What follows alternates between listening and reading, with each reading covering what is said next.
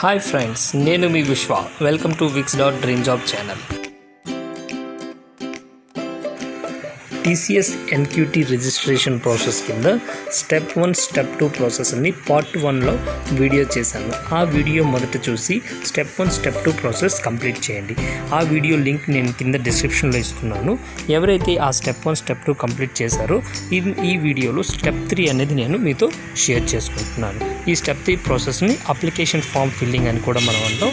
అది మనం ఈ వీడియోలో ఎలా చేయాలి, ఎలా ప్రాసెస్ అంతా డాక్యుమెంట్స్ ఏమేమి సబ్మిట్ చేయాలి అన్నీ కూడా ఈ వీడియోలో మీతో నేను షేర్ చేసుకుంటాను.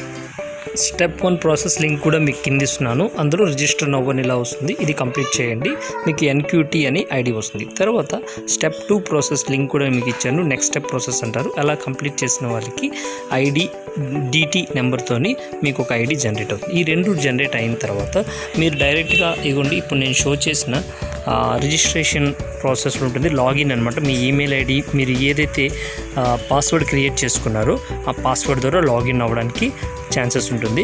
అలా లేదు అనుకున్న వాళ్ళు మీ యొక్క స్టెప్ 2 ప్రాసెస్ డిటి రిజిస్ట్రేషన్ కంప్లీట్ అయిన తర్వాత మీకు ఇలా పాస్వర్డ్ని షో చేస్తుంది. ఆ పాస్వర్డ్ మీద మీరు క్లిక్ చేశారనుకోండి, అది డైరెక్ట్గా నెక్స్ట్ స్టెప్ పోర్టల్లో మిమ్మల్ని తీసుకొని వెళ్తుంది. అక్కడ టాప్లో మీకు లెఫ్ట్ కార్నర్లో ఫస్ట్లోనే అప్లికేషన్ ఫామ్ అని ఉంటుందండి. ఈ అప్లికేషన్ ఫామ్ మీద మీరు క్లిక్ చేస్తే ఇక్కడ 4 డీటెయిల్స్ మీకు కనబడతాయి. Personal details, academic details, other details and application form preview and declaration అనేసి అనమాట. ఈ 4 డీటెయిల్స్ కూడా మీరు కంప్లీట్ చేసి 4 డీటెయిల్స్కి గ్రీన్ కలర్ అనే టిక్ మార్క్ పైన వస్తుంది మీకు, అది కంప్లీట్ అయినట్టు. అలా కంప్లీట్ చేస్తేనే మీకు total TCS NQT registration process అంతా కూడా కంప్లీట్ అయినట్టు అండి. అది గుర్తుపెట్టుకోండి. ఎలా ఫిల్ చేయాలి ఏంటనేది నేను మీకు చెప్తాను. సో మీరు ఇక్కడ ఈ 4 డీటెయిల్స్ ఫిల్ చేయాల్సిన చెప్పాను కదండి. ఇందులో పర్సనల్ డీటెయిల్స్ మీద క్లిక్ చేశాను నేను. సో ఇక్కడ మీ యొక్క డీటెయిల్స్ అన్నీ అడుగుతుంటుంది. ప్రతి డీటెయిల్స్ మీరు ఫిల్ చేసిన తర్వాత సేవ్ అండ్ కంటిన్యూ బటన్ మాత్రం ప్రెస్ చేయడం మర్చిపోకండి. అలా చేయలేదు అనుకుంటే మీకు గ్రీన్ కలర్ హైలైట్ అవ్వదు టాప్లో. సో పర్సనల్ డీటెయిల్స్లో మీరు చెక్ చేసుకుంటే మీ యొక్క నేమ్ అని, మీ యొక్క ఫాదర్ నేమ్ అని, మీకు డేట్ ఆఫ్ బర్త్ అని, జెండర్ అని అడుగుతుంది. సో అది కేర్ఫుల్గా మీరు ఇవ్వండి. అలాగే ఇక్కడ నియరెస్ట్ టెస్ట్ లొకేషన్ అని కూడా టాప్లో అడుగుతుందండి. అంటే మనం ఎన్క్యూటీ టెస్ట్ ఇచ్చినప్పుడు అయితే ఆన్లైన్ అని అలా ఇచ్చాం, కానీ ఇక్కడ మీరు నియరెస్ట్ టెస్ట్ లొకేషన్ కూడా మీరు సెలెక్ట్ చేసుకోవడానికి ఛాన్సెస్ ఉంటుందన్నమాట. అంటే టీసీఎస్ డ్రైవ్ యొక్క టెస్ట్ లొకేషన్ అండి అది. Next present address and permanent address అని ఉంటుంది. సో ఆ అడ్రస్ మీరు టైప్ చేసి ఇవ్వండి. తర్వాత మీకు నెక్స్ట్కి వచ్చేసరికి ఎడ్యుకేషన్ డీటెయిల్స్ అడుగుతుందండి. అక్కడ ఇన్స్ట్రక్షన్స్ చదివిన తర్వాత higher education qualifications and graduation ఉంటుంది. మీరు హయ్యర్ ఎడ్యుకేషన్ అయినా పీజీ ఉంటే ఇవ్వండి, లేదు గ్రాడ్యుయేషన్ అయితే మాత్రం మీ యొక్క గ్రాడ్యుయేషన్ ఏంటి, స్పెషలైజేషన్ ఏంటి అనేది, కోర్స్ కంప్లీషన్ అండి. అంటే course start date end date కూడా మీ దగ్గర ఉండాలండి ఇప్పుడు కూడా. సో సపోజ్ ఎవరైతే ఫైనల్ ఇయర్స్లో ఉన్నారో వాళ్ళకి ఉండదు కాబట్టి మీరు టెంటేటివ్ డేట్ అని సెలెక్ట్ చేసుకోవడానికి ఛాన్సెస్ ఉంటుందండి. అలా మీరు టెంటేటివ్ డేట్ ఇవ్వండి. అలాగే మీకు మార్క్స్ సిజిపిఏ అయితే సిజిపిఏ, లేదు అనుకుంటే మార్క్స్ అయితే మార్క్స్ అనేది ఇవ్వండి. సెలెక్ట్ చేసి ఓకే చేయండి. గ్రాడ్యుయేషన్ తర్వాత మీకు 12th స్టాండర్డ్ ఉంటుందండి. చూసారా ఇక్కడ హైయెస్ట్ క్వాలిఫికేషన్స్ దగ్గర నేను మీకు చూపించాను. నెక్స్ట్ మీరు 12th గ్రేడ్ ఉంటుంది చూడండి, క్లిక్ చేయండి.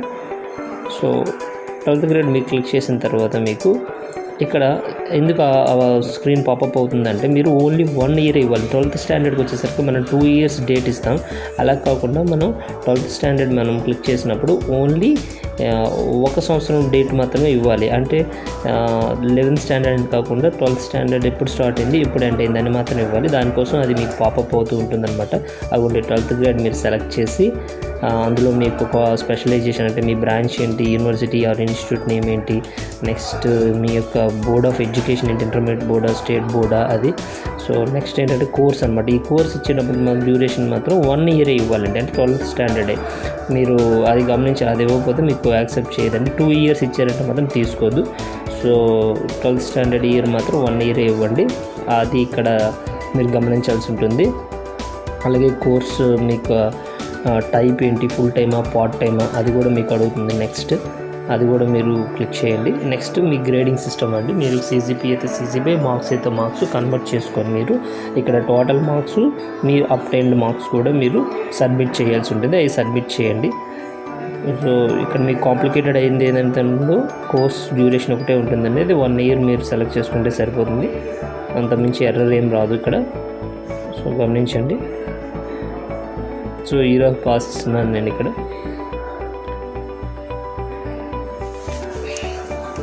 ఇక్కడ గమనించండి, 2 years నేను సబ్మిట్ చేశాను అనుకోండి, సిస్టమ్ తీసుకోదు. చూసారా ఇక్కడ మీకు అడుగుతుంది ఓన్లీ 1 year డేటా మాత్రమే ఇవ్వమని 12th స్టాండర్డ్ది. సో అలా మనం ఒకసారి చెక్ చేసుకున్న తర్వాత only 12th standard year of pass, year of start date మాత్రమే మనం సబ్మిట్ చేస్తే ఖచ్చితంగా ఈ డీటెయిల్స్ అనేది తీసుకుంటుంది. ఇక్కడ మీకు కొంచెం కాంప్లికేటెడ్ ఉంటుంది కాబట్టి ఎక్స్టెండెడ్గా చెప్తున్నాను. Save and continue. చూసారండి ఇప్పుడు కంటిన్యూ అయిపోతుంది. సో నెక్స్ట్ మనం 10th స్టాండర్డ్ అండి. సో 10th క్లాస్ కూడా మీ యొక్క హాల్ టికెట్ నెంబర్ అడుగుతుందండి. ఇక్కడ ఖచ్చితంగా మీ యొక్క హాల్ టికెట్ నెంబర్ ఎంటర్ చేయాలి. అలాగే institute name, board of education అది ఆటోమేటిక్గా తీసుకుంటుంది. నెక్స్ట్ మీకు కోర్స్ డ్యూరేషన్ ఉంటుంది కదా, 10th క్లాస్ కోర్స్ డ్యూరేషన్ కూడా ఇవ్వండి. అలాగే CGPA మార్క్స్ అప్టైన్డ్ కానీ CGPA కానీ టోటల్ అండ్ అప్టైన్డ్ మార్క్స్ అనేది సబ్మిట్ చేయండి.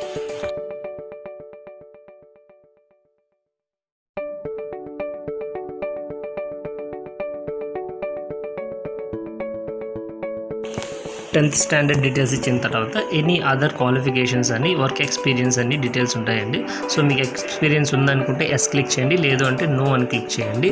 తర్వాత మీకు ఎనీ అదర్ క్వాలిఫికేషన్స్ కూడా ఉంటే మీరు ఇవ్వండి, లేదు అంటే లేదు. నెక్స్ట్ ఏంటంటే డిక్లరేషన్ ఉంటుందండి. ఈ డిక్లరేషన్లో మీకు కొన్ని క్వశ్చనేర్ లాగా ఉంటుందన్నమాట.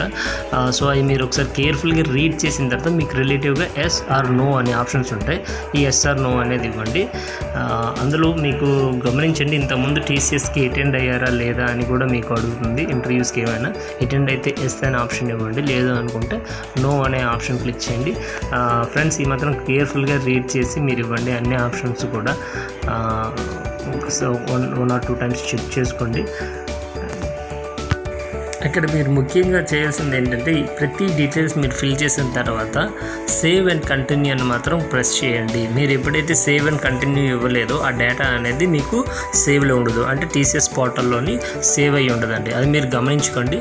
సో ఈ ఆప్షన్స్ అన్నీ క్లిక్ చేసిన తర్వాత ఐ అగ్రీ అనే డిక్లరేషన్ అడుగుతుంది. మీకు ఐ అగ్రీ బటన్ మీద క్లిక్ చేసి మీరు ఈ second step education detail process అంతా కూడా ఒకసారి క్రాస్ వెరిఫై చేసుకొని సేవ్ అండ్ కంటిన్యూ బటన్ మీద ప్రెస్ చేయండి ఫ్రెండ్స్. సో నెక్స్ట్ మీరు డీటెయిల్స్కి వెళ్ళేసరికి అదర్ డీటెయిల్స్ అని అడుగుతుంది. మీరు అగ్రీ చేసిన తర్వాత థర్డ్ డీటెయిల్స్ అండి. ఇది మీరు ఇక్కడ మీరు నోటీస్ చేస్తే మీ యొక్క నేషనాలిటీ అని, లాంగ్వేజ్ స్కిల్స్ అని, ఏమైనా సర్టిఫికేషన్స్ ఏమైనా చేశారా అని దాని మీద అడుగుతుంది. ఇక్కడ అచీవ్మెంట్స్ ఏమున్నాయా, స్కాలర్షిప్స్ ఉన్నాయా అని ఇక్కడ మీరు నోటీస్ చేయండి. Upload your photo and CV కూడా అడుగుతుంది. మీరు అప్డేటెడ్ CV కూడా ఇక్కడ అప్డేట్ చేయాల్సి ఉంటుందండి. నేషనాలిటీలో మీరు ఇవ్వండి మీ యొక్క ఇండియన్ అని. లాంగ్వేజెస్కి వచ్చేసరికి మీరు ఇక్కడ యాడ్ రో అని ఉంటుంది. యాడ్ రో క్లిక్ చేసి మీ మదర్ టంగ్ ఏది ఉందో అది ఫస్ట్ ఇచ్చి తర్వాత మీకు వచ్చిన నోన్ లాంగ్వేజెస్ మీరు ఇవ్వండి. తర్వాత అచీవ్మెంట్స్ మీరు ఏదైనా కాలేజ్ లెవెల్లో MSS అని కానీ లేదా ఏదైనా సర్టిఫికేట్ ఓరియంటెడ్ అచీవ్మెంట్స్ ఏమి ఉన్నాయంటే నేషనల్ లెవెల్ పార్టిసిపెంట్స్ కానీ అలాంటి అచీవ్మెంట్స్ కింద మీరు యాడ్ చేయొచ్చు. దానికి రిలేటెడ్ సర్టిఫికేట్స్ ఉంటే మీరు రెడీ బటన్ మీద క్లిక్ చేసి సర్టిఫికేట్స్ ఇవ్వండి. అప్లోడ్ ఫోటో అండ్ CV అండి. ఇక్కడ మీ యొక్క బ్రౌజర్లో అప్డేటెడ్గా ఉండేటువంటి ఫోటో ఇవ్వండి. అప్డేటెడ్గా ఉండే మీ యొక్క CVని కూడా మీరు సబ్మిట్ చేయాల్సి ఉంటుంది. సో అలాగే మీ యొక్క ఐడి కార్డ్, అంటే ఇఫ్ మీరు TCSకి సెలెక్ట్ అయ్యారంటే ఐడి కార్డ్ మీద ఏ విధంగా మీ నేమ్ అనేది ప్రజెంట్ చేయాలి అనేది కూడా అడుగుతుంది. సో ఆ డీటెయిల్స్ని కేర్ఫుల్గా మిస్టేక్ లేకుండా ఎంటర్ చేయండి. బ్లడ్ గ్రూప్ కూడా ఇక్కడ అవసరం అవుతుందండి. సో ఆల్మోస్ట్ ఆల్ డీటెయిల్స్ ఏవైతే ఉండాలో అన్నీ చెప్పాను. మీకైతే సిస్టంలో ఉండాల్సింది అప్డేటెడ్ CV ఒకటి ఉండాలండి. అలాగే updated photo copy and 10th class hall ticket number అనేది కూడా మీరు ఎంటర్ చేయాల్సి వస్తుంది. అలాగే మీ బ్లడ్ గ్రూప్ తెలిసి ఉండాలండి. ఈ డీటెయిల్స్ ఉన్నాయనుకుంటే అప్లికేషన్ ఫామ్ మీరు ఈజీగా ఎక్కడి నుంచి అయినా కూడా మీరు సబ్మిట్ చేయడానికి ఛాన్సెస్ ఉంటుంది. సో అది గమనించండి. ఇంకా ఫైనల్గా ఫ్రెండ్స్ మీకు ఇక్కడ లాస్ట్ స్క్రీన్ అయితే మీకు కనిపించట్లేదు. అన్నిటికీ చూసారు కదా, పర్సనల్ డీటెయిల్స్ టిక్ మార్క్ వచ్చింది. అలాగే అన్నిటికీ వస్తుంది.